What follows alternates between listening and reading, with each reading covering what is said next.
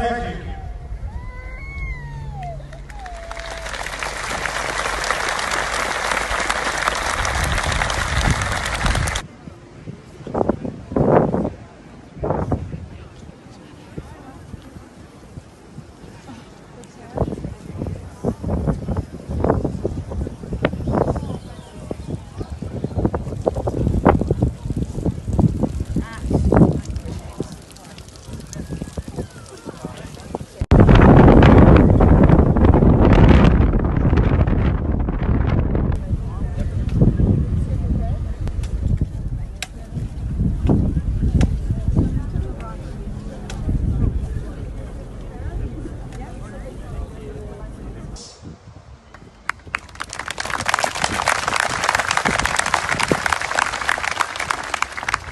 Thank you to those who brought us food and held us when we found it difficult to stand.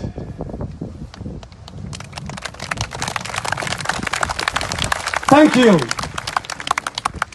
Thank you, New Zealand, for teaching the world what it means to love and care.